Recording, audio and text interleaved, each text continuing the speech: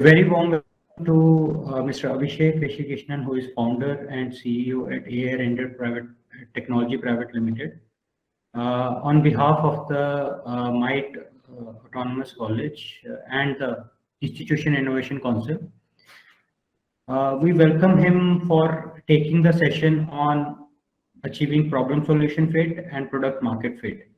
And I know all my students from MBA and the engineering fraternity are waiting for this session to start because this is the topic which is hitting the startups as well as the young innovators. Like which problem and which solution is going to have the right fit from the product market scenario. So, without taking much time between the worthy speaker and the students, so I welcome Abhishek ji once again. Please take over and teach our students the best of the knowledge that's prevailing in the market on this topic. All right. Thanks a lot, Abrol. Thanks to respected HODs of the different departments at MIET, the faculty of MIET, the institution's innovation council, and the students, and especially my undergrad college batchmate and dear friend, Professor Parveen Abrol, for organizing this talk and providing me with an opportunity to address the academic fraternity at MIET. Thank you, Abhishek ji. Okay. So let me introduce myself. I have been in the computing hardware and software industry for close to 14 years and was heading the graphics architecture labs at Intel, leading a team of 20 dynamic and self-driven folks. I have 3 patents to my credit in areas like 3D graphics and general purpose GPU or GPGPU, and the team has more US patents to their kitty. I have 4 publications in some of the premier computer science conferences and IEEE and ACM journals.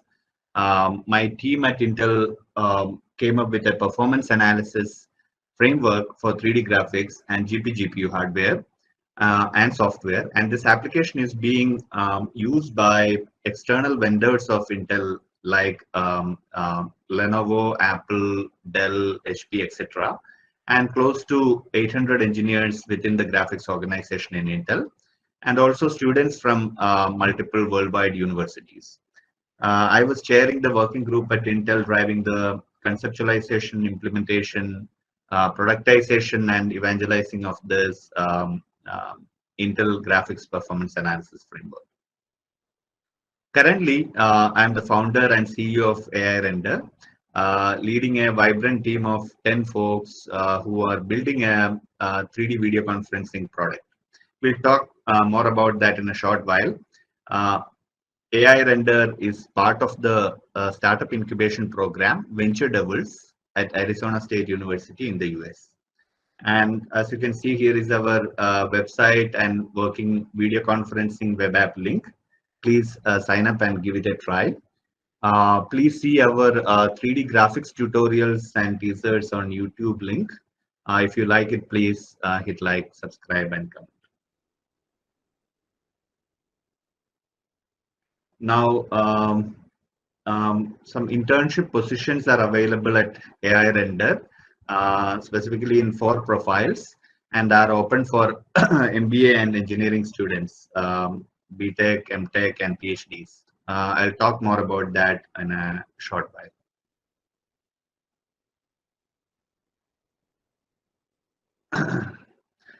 So today we are going to talk about what is customer discovery, how you can achieve problem solution fit using the customer discovery process, and how it leads to product market fit. So before starting the journey of customer discovery, let's see the broader picture. Customer discovery is one of the 4 steps involved in a broader process to build a successful startup called customer development. So first of all, what is a startup? It's important to recognize that startup is not a smaller version of a big company. Rather, it is a temporary organization built to search for a repeatable and a scalable business model. Customer development is the process to organize that search.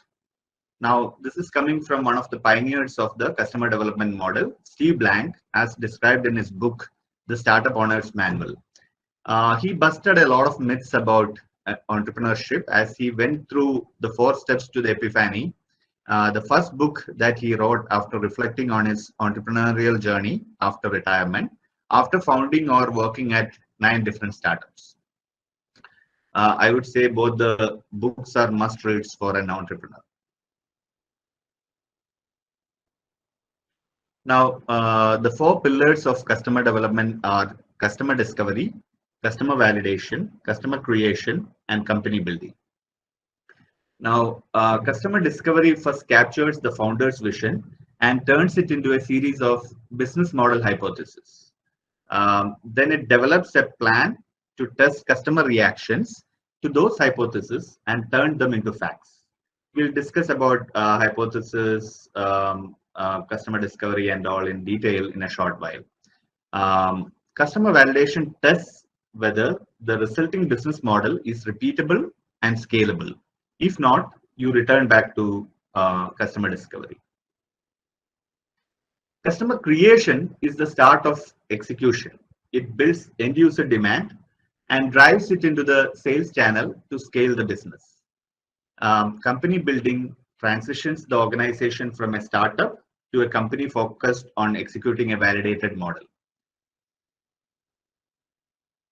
Now, the foundation of customer development lies in this simple advice: get out of the building. Nothing, pretty much no information related to potential customers, what they want, what issues they currently face, what solutions are they seeking, or in general, nothing related to customer development is kept inside the 4 walls of the buildings where you reside or where you work. You have to go out and talk to real potential customers to gather the data and work on it in an iterative manner through your journey through the 4 pillars of the customer development model. Now, the first baby step in the customer development model is customer discovery. It involves stating your hypothesis, testing the problem at hand, testing potential solutions, and either pivoting or proceeding. We'll go through these steps in more detail in the coming files. Now, what are hypotheses? It's just a sophisticated name for guesses. Any startup journey starts with a mere set of guesses, some of them being a little bit educated guesses. Let's say if you're trying to build a video conferencing product, you may start with a guess that, okay, video conferencing is essential for success of a company in some XYZ business vertical, say banking or a multinational IT company. And you try to validate or invalidate this hypothesis. Typically, try to avoid universal truths or eternal truths while making a hypothesis, since the purpose of forming these hypotheses are to test and validate them and aid in the process of customer discovery. To succeed, founders need to turn hypotheses or guesses into facts as soon as possible by getting out of the building, asking customers if the hypotheses that we made were correct, and quickly changing those that were wrong. Now, let's see a few examples of hypotheses that I formed during my stint at customer discovery at aiRender. The first hypothesis was productivity while working from home can be greater than in-office productivity if communication and collaboration can be improved. The second hypothesis goes something like this: video conferencing and collaboration tools have a major role to play in the coordination of work. The third one was video conferencing tools are used extensively to network with clients, vendors, investors, and at company events. And the fourth one is something like this: companies are thinking about partial work from home model through and post pandemic. Video conferencing and collaboration tools have a major role to play in restoring productivity back to normalcy during and post pandemic.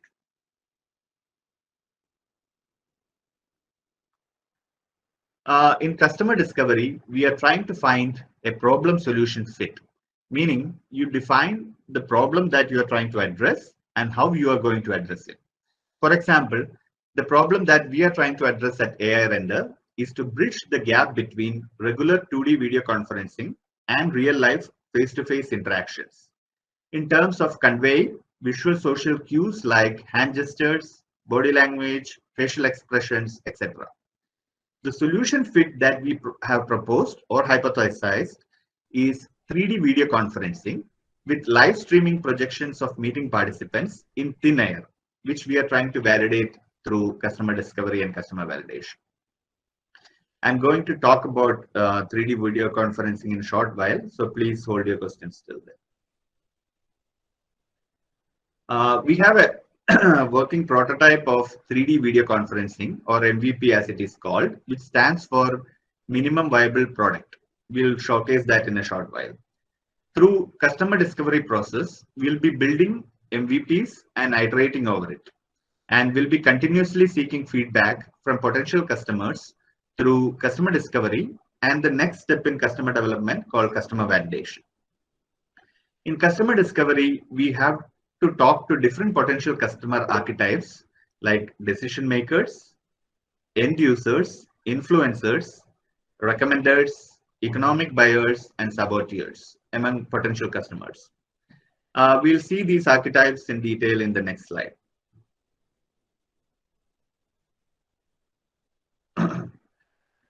Here is my experience with customer discovery process. I have talked to close to 100 industry leaders. These are founders, CEOs, CXOs, VPs, directors, managers, and employees, and they map to different archetypes that we saw in the last slide. These folks are from multiple industry verticals like IT, healthcare, education, computing hardware and software vendors, defense, FMCGs, travel, e-commerce, hospitality, social media, banking and financial sector, consulting, media, entertainment and gaming, real estate, aviation, food and beverage services, retail chains, etc. There are large-scale enterprises, medium-scale enterprises, and growth-stage startups in this mix. And we captured certain trends from their feedbacks through the customer discovery process, and some of our hypotheses were validated and some were invalidated. After talking to 40 odd people on hypotheses related to video conferencing in general, we switched gears to dig deeper on the trends that we captured and identified certain categories of customers who we think are potentially a better fit for the problem we are trying to solve. And in essence, we reached a problem solution fit to some extent. Remember, this is an iterative process and sometimes you may have to revisit customer discovery again.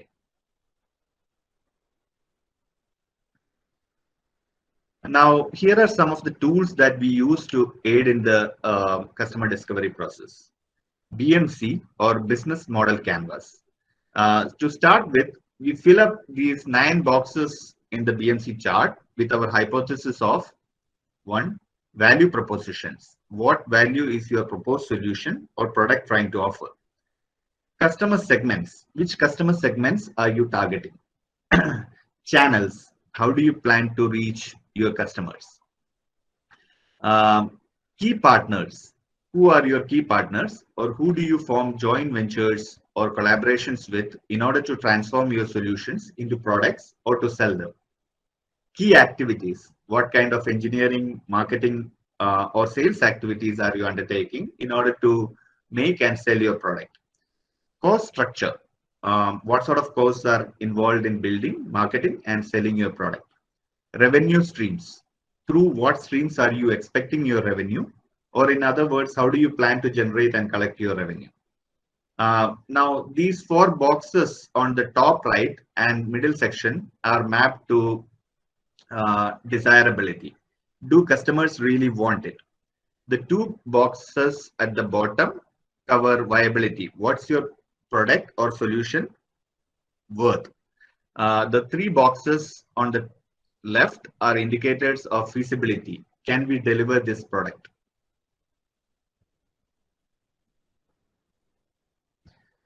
Well, too much on theory on BMC. I'm sure all of you would be excited to see it in action. Let's pick up a case study of the BMC that Uber founders proposed during their initial days of customer discovery as an illustration. There are two customer segments for you, Uber, which is basically an app which connects passengers and cab drivers. Their key value propositions are taxi on demand, easy to order cab and short wait time for passengers, and passengers on demand and easy to make additional money for cab drivers. Similarly, you can see how rest of the boxes are filled here.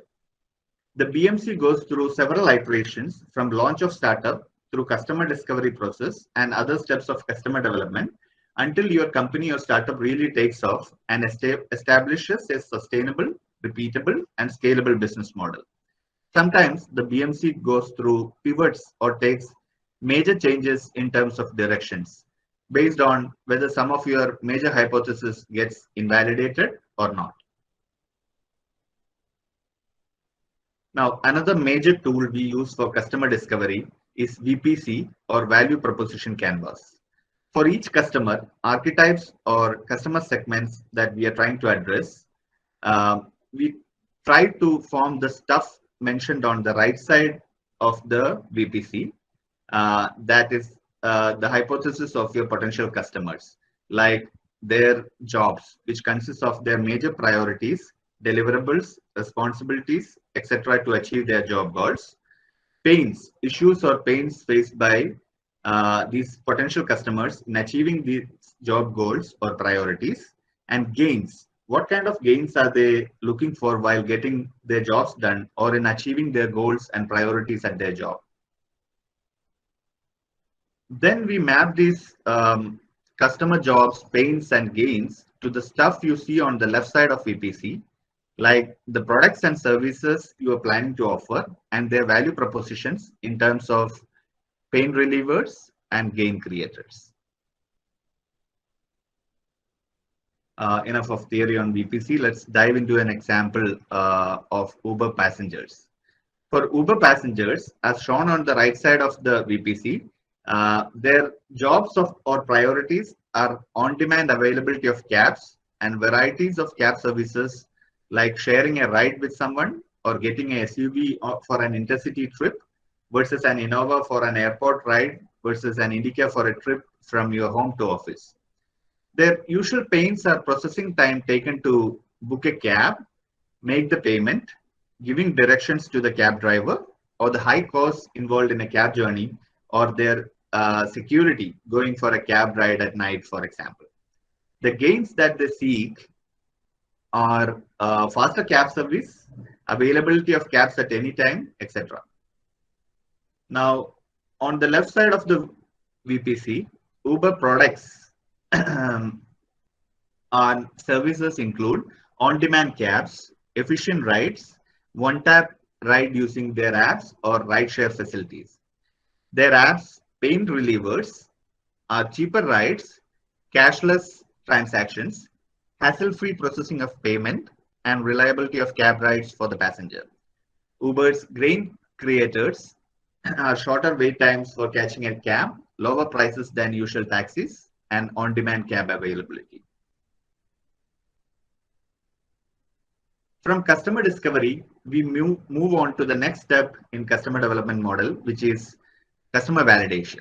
Here we form the product market fit.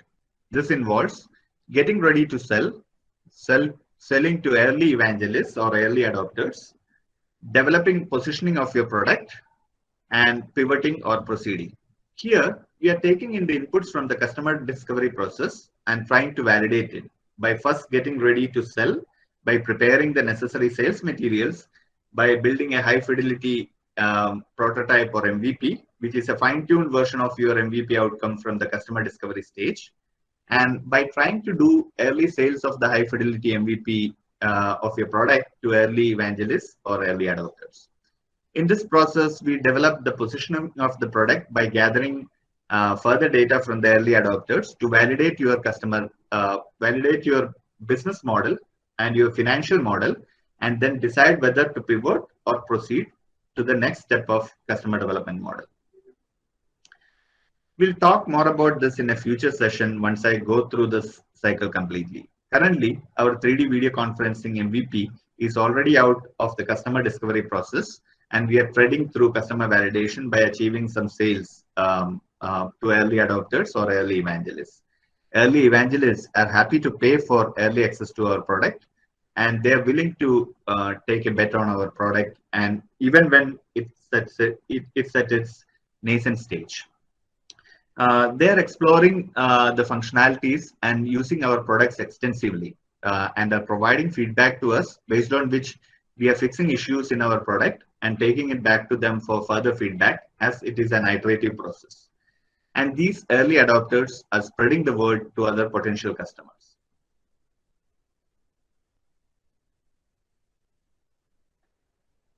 Now, let's talk about entrepreneurship and my journey so far, taking a plunge into it. As an entrepreneur, we should always start with why. Why do you want to do this? It should be clear in your head, and you should be able to convey it in a lucid and clear manner, be it to your customers, investors, employees, and in your outreach. Then comes what and how. What product are you building, and how do you plan to build it? I'll talk more about the why, what, and how of aiRender in the following set of files. So let's get into the why of aiRender and my motivation behind starting it. Imagine a world where you can see the person you are talking to in your room, in thin air, wherever they are. While working at my previous company, in my video conference meetings with counterparts in other geographies, I felt a general lack of trust. Once we travel and meet the counterparts, the level of trust builds up and they start working with you seamlessly. For example, think about Professor Parveen abroad taking classes for you in thin air in your drawing room as a walking live 3D projection, as in one-on-one tutoring.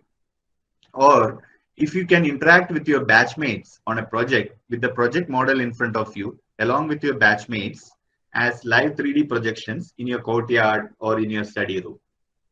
2D video conferencing is not an effective replacement for in-person meetings. More than half the message interpretation is from body language, facial expressions, and hand gestures as per studies. 2D video conferencing is known to reduce these visual social cues. Now, aiRender is building an AI-based real-time live streaming in thin air 3D video conferencing solution, high 3D meeting for greater reality. Here is a demo for a work from home scenario using high 3D meeting. The presenter's holographic projection can be lucidly seen from the comfort of your home while working remotely. The 3D meeting solution enables 3D virtual presence of work from home participants in the company conference room. Okay, here is the secret sauce behind our product. 2D videos of video conferencing participants are captured using cameras associated with devices like mobile phone or an AR/VR headset. And the 2D image frames in the captured video stream are converted on a real-time basis to lifelike 3D graphics models using our AI engine called AirBrain on the cloud. The 3D graphics streams of video conferencing participants, which are reconstructed using our AI engine, are displayed in thin air using eventually using holographic displays or similar displays on AR/VR headsets. Existing technologies in this area cannot be easily adapted to holographic displays, other OSs and hardware, and is quite expensive. Our solution overcomes all these deficiencies, and our 3D compression technologies make it possible even in today's mobile data and broadband networks. Our product will also benefit from tailwinds like mass adoption of 5G and Wi-Fi 6 technologies in 2022 and 23, with better network bandwidth for transferring compressed 3D models. as you saw in the prior video, the participant at home can wear VR headsets or use integrated 3D holographic projector on laptops to view live streaming 3D projection of the presenter at office. Or the work from home participants can be shown in office conference room using 3D holographic projectors. You can see some of the 3D applications in action here. Telemedicine, which is consultation of doctors and patients. Online tutoring and online classes, which you guys are quite familiar with. Sales presentations, and in taking interviews.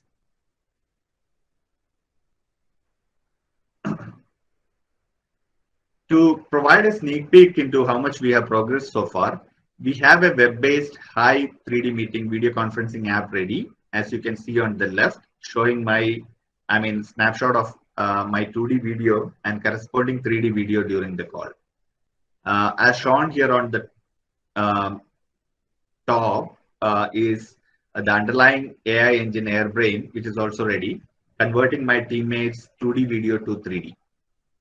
As shown in the video below, again, a snapshot of that, we have launched high 2D video conferencing app, which is a precursor to the 3D meeting launch.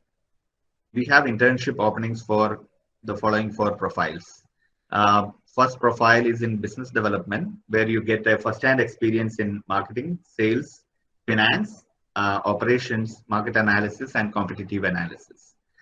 Second profile is on machine learning or neural network, 2D to 3D reconstruction of human faces. The third one is on 3D graphics rendering using game engines like Unreal Engine and WebGL framework to enable 3D rendering of 2D to 3D reconstructed videos of human faces. And the fourth one is full stack mobile and app development for the video conferencing app. Now, the business development intern will be getting a first-hand experience in marketing, sales, market analysis, competitive analysis, in preparing investor pitches and customer pitches, in projecting company-related financial requirements for investor pitches, and in driving social media campaigns and outreach. The internship candidate for 2D to 3D face reconstruction will be working on machine learning algorithms to improve the quality of human face using CNN and GAN and associated loss functions, and add reconstruction capabilities for the backside of the human face, teeth, and human body, and to improve the speed of inference and training.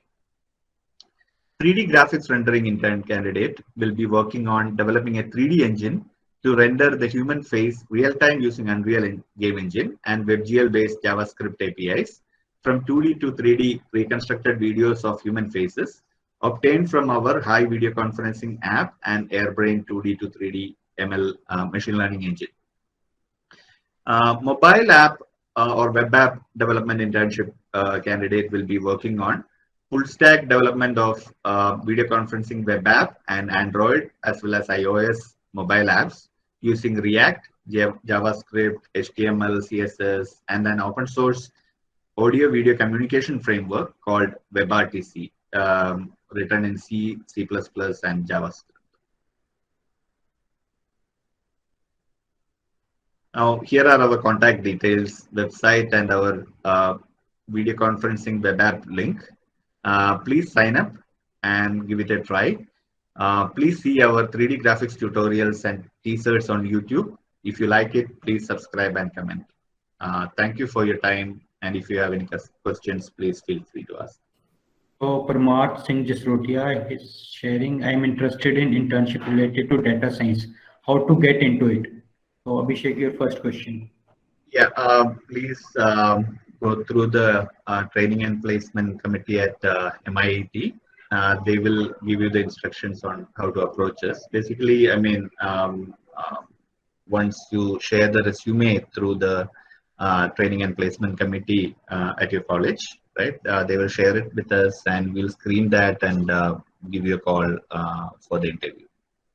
So Abhishek ji, the technology is a challenge even today, and that is why startups which are solving problems of the people and the users are prospering. And I wish that your startup is able to solve all these kind of technology challenges. And maybe something like maybe on a low network connection also, you do not get disconnected. Maybe it automatically cuts off the video and uh, does something that you can still listen only mode you can operate. Yeah, in fact, on our video conferencing app, we have some of these features already built in. Like, for example, like the video resolution automatically adjusts based on the network bandwidth. So if you have having a like a poor network bandwidth connection or a flaky one, the video resolution basically scales down, and once it's at its peak network bandwidth, it basically comes back to the highest resolution. Right, that is great. That is really great, Abhishek ji. So we are facing at this part of the country the bandwidth issues because you can see like it's extreme weather climate. So sometimes it rains very heavily. Sometimes it's very highly cold weather. And in summer season it is very hot. So this extreme temperature cycle which happen with the kind of infrastructure, the network infrastructure which is put in place. And sometimes there is infrastructural changes like roads are being built, so the fiber connection get cut, or some other kind of scenarios do happen. In the Indian kind of scenarios, I think we need this kind of a technological intervention, wherein the app itself takes care of reducing the bit size or byte size of the data to ensure being connected. And this happens many a times in our classes also. Like we can see many a times the student gets auto disconnected and then reconnected also, disconnected, reconnected, and they come on and off. So that is a big problem as far as the student teaching learning is process is concerned. Yeah. So apart from that automatic video resolution setting, right, that we have, we also have another setting wherein like if the network bandwidth goes extremely low, we just convert from video conferencing to audio only conference, so that at least audio doesn't take as much network bandwidth like video, so at least the conversation could continue. Right. Abhishek, I had one question related to audio conferencing. Like when we have seen that Jio started with the digitization of the audio. So likewise, when it is happening in the video conferencing mode, so whether this digitization process happens with the video and it gets coded and decoded, whether it's a secure channel or whether it is unsecure channel. In our case, at least, this is based on an open source framework called WebRTC, and it has an inbuilt secure encryption based channel. It uses a network protocol called SRTP, which is the secure version of RTP protocol. So let's say, you are taking the class, right? So from professor's laptop to the server which connects to other participants, it is secure, and from the server till all the participants are also it's secure. It's only for any sort of processing if the application requires some changes and all to the packets at the server side, you can extract it, but between the laptop and server to participants and vice versa, it is secure. Now, having said that, we also provide an optional setting for end-to-end encryption. In the sense, even at the server, it would be encrypted. So basically, all the way from one participant's laptop to the other participant's laptop or mobile phone, it would be completely encrypted. So it's only based on the public-private key-based encryption, right? You would be able to encrypt and decrypt the video audio data.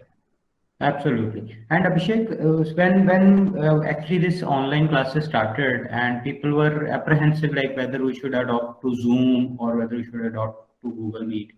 Later on, our college adopted the Google Meet. But Zoom, there were some apprehensions like there is some security concerns as far as the Zoom app is concerned. So, can you reflect some thought process on that?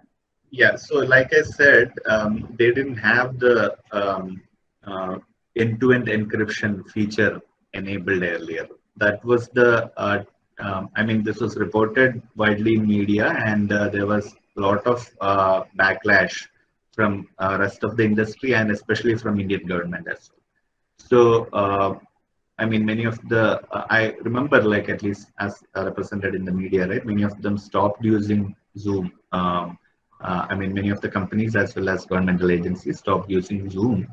But then Zoom went ahead and implemented, I don't remember how many bits, but I think it is 256-bit, if I remember correctly, 256-bit based end-to-end encryption.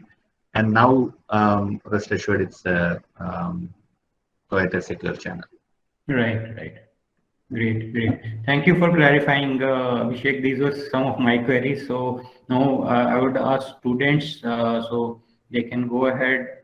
Students, as part of design thinking, we were talking about the three things, that is desirability, feasibility, and viability. So considering these three factors, and you can look at the business model canvas, and this is a tool which you can use. The learning does not stop here. It is just a beginning. And all those students who want to learn more, they have following paths. So Abhishek, can you present your screen on of the internships? So one path is that you can take up an internship with aiRender, wherein you will be able to work like as if you're working in your own company, right? So that is the passion in a startup. Like whenever you are selected for a startup as a intern, so you would be working live on the jobs which are the jobs for the company. Okay, so in a bootstrap manner, and that will help you in learning great technologies and perform wonderful tasks. Number one. Number second thing is that I would request Abhishek ji to share his contact details. See, he is a very good friend of mine, and he like to help people and students grow further. So if you are able to find any query in your process of learning related to his field and domain, so you can reach up to him so that he will be able to help you in taking the right path. Okay, so that will help you in having a great deal of learning and great career ahead. Whenever you get enlightened that you want to ask any query or when you want to ask any detail, so you can write an email to me. That is the third way. Email to me or Shafalika ma'am or Mushtaq sir, so that we can forward your query to Abhishek and have this kind of teaching learning process happening. Okay, so with that, I wish all of you a very best of luck, and thank you for attending this session. And a special thanks to Abhishek ji, who took special time for our students and faculty to train them on the topic, that is customer discovery. And I thank him for building a wonderful session on achieving problem solution fit and product market fit.